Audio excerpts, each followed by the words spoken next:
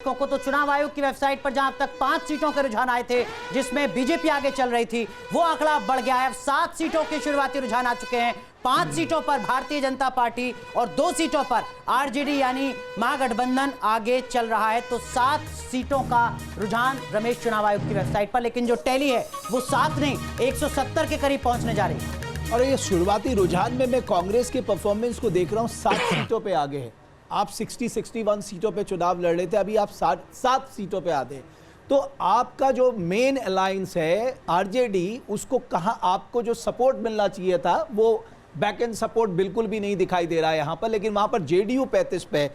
एक बात जो प्रशांत किशोर साहब ने कहा, मैं 2 बातें लिख के देता हूँ। पहला, जेडीयू 25 को पार नहीं करेगी, और दूसरा, नीतीश कुमार मुख्यमंत्री नहीं बनेंगे।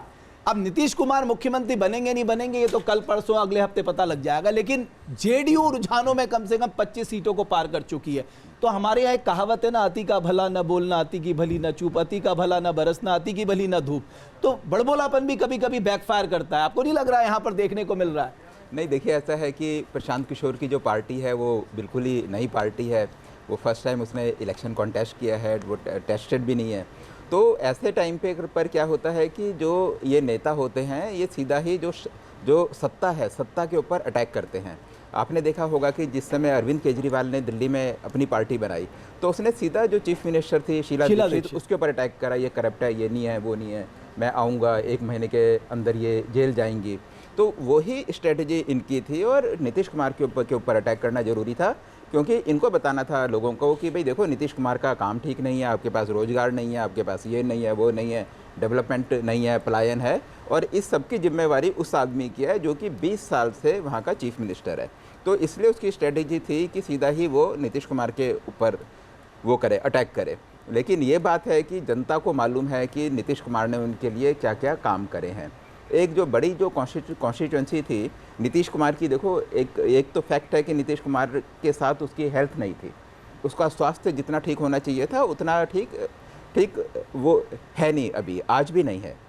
लेकिन इस सब के बावजूद भी अगर 35 सीट्स मिल रही हैं, आने वाले टाइम पर ये जो आंकड़ा है वो चेंज होगा बिल्कुल। लेकिन ये एक फैक्ट है कि नीतीश कुमार की परफॉर्मेंस ठीक है, अपने मुकाबले बीजेपी के मुकाबले उतनी ठीक नहीं है, लेकिन बाकी सब देखते हुए ठीक। लेकिन अरविंद केजरीवाल ने ना देश के कई नेताओं को राजनीति में आने के लिए एक रास्ता तो दिखाया है। अब आएंगे नहीं आएंगे वो बात अलग है। रमेश, माफ कीजिए, इस वक्त की एक बड़ी खबर आ रही है, जरा वो बता दें दर्शकों को। तो बिहार चुनाव से जुड़ी इस वक्त की जो बड़ी खबर है वो आप जरा देखिए किस तरीके की अपडेट। शेखपुरा से जेडीयू उम्मीदवार रणधीर कुमार आगे चल रहे हैं।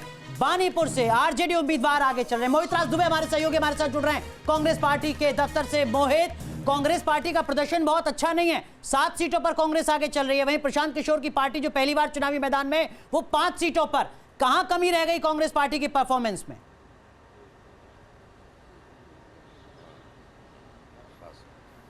नहीं, देखिए बिल्कुल कमी तो रही गई है, तभी जो अभी रुझान जो आ रहे हैं उससे पता चल रहा है। लेकिन मेहनत तो राहुल गांधी ने भी की, प्रियंका गांधी ने की। लेकिन देखिए इसी बीच कांग्रेस हेडक्वार्टर में जगदीश शर्मा जो है वोट चोर का मुद्दा लेकर यहाँ पे पहुंच गए। यानी कांग्रेस ये मान रही है कि उसको वहाँ पर निराशा हाथ लगने वाली है। अभी तो रिजल्ट आए नहीं पूरे, और लेकिन आप यहाँ पर जो है वोट चोरी का आरोप लगाने लगे। पिछले 40 साल से वोट चोरी हो रही है। 25 साल गुजरात में, 15 साल यहाँ पर।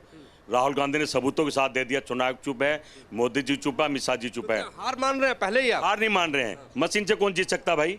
आज पूरा देश राहुल गांधी के साथ खड़ा है, बिहार राहुल गांधी के साथ खड़ा। भारत जोड़ो यात्रा, वोट चोरी यात्रा, पूरा बिहार पलट गया था। पर रिजल्ट यही आते हैं कि मोदी जी जिसको चाहेंगे वो जीतेगा। तो मोदी जी तो बीजेपी को चाहेंगे जीते। अब कैसे चाहेंगे? बंगाल भी तो लूटना है, एक दे देंगे। राहुल गांधी को झूठा बनाने। क्या लग रहा है बिहार में क्या होने वाला है? देखिए राहुल, तो देखिए मोदी जी फंस गए।